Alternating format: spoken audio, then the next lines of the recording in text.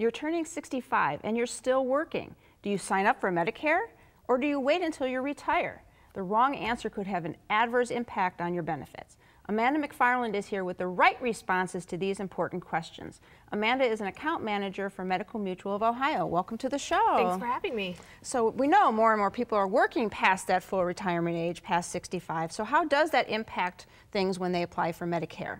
Yeah, so whether you're going to be retiring when you're age 65 or you're going to continue to work, you can still enroll in Medicare. There are some important decisions that you need to make, and we would recommend that you do that 3 months before you turn age 65. Okay, decisions, oh no, what decisions? Well, first you need to decide what parts of Medicare am I going to enroll in.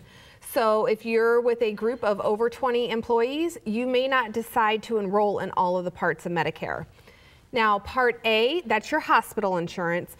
Most people enroll in Part A right away, and the reason is because it's premium free. Now, your Part B coverage, which is your medical coverage, or your Part D coverage, which is your prescription drug, people may delay enrolling in those and then just pick it up when they retire. Okay, why is Part A free? Well, because we're paying for it now. we pay for it while we work. So as long as you've worked 40 quarters, you're going to qualify for that Part A with no cost. Okay. Now, we would recommend that you reach out to your employer and see how enrolling in the Part A affects your insurance. Is it going to be Medicare or secondary or primary coverage? Okay, so it depends upon your insurance plan.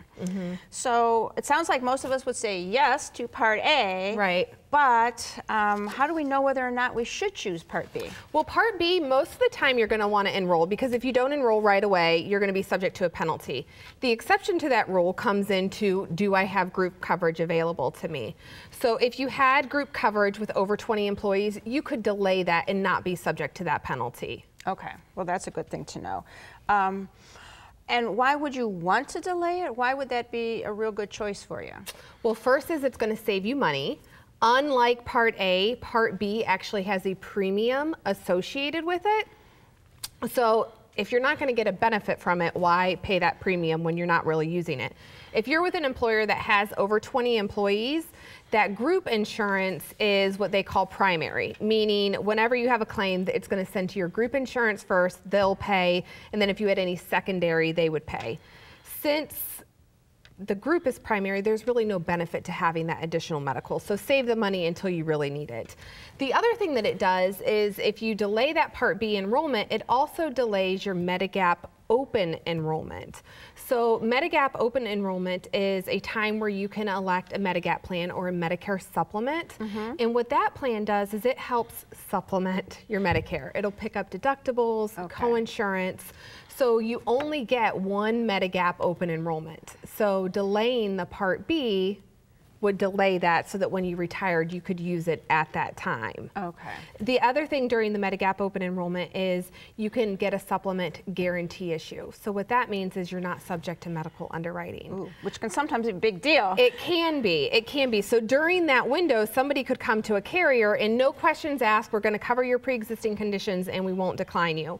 But outside of that open enrollment, you could very well be subject to underwriting and they could turn you down. So it's important that you take advantage of that when it's there. Okay, now we've been talking so far about employers with more than 20 employees, but what if you work for a business with less than 20 employees? Yeah, so if you're working for a company that has less than 20 employees, we would recommend electing A and B. And the reason for that is because in those situations, Medicare is the primary payer. So claims go to Medicare first, and then they would go to your employer coverage. Well, if you don't have Medicare, it's going to go to you first. So you would want that Medicare to make sure that you're getting your best opportunity and benefits. Okay, this is a lot of great information today. So there's a lot more to turning 65 than counting the candles on your cake. This is the time to carefully consider your Medicare options. Need help? Use the information that's coming up next. My thanks to Amanda for spelling out these important options. Thank you. Find out more about Medical Mutual of Ohio by visiting their website, www.medmutual.com/2015options, or call 1-866-488-3266. Next, she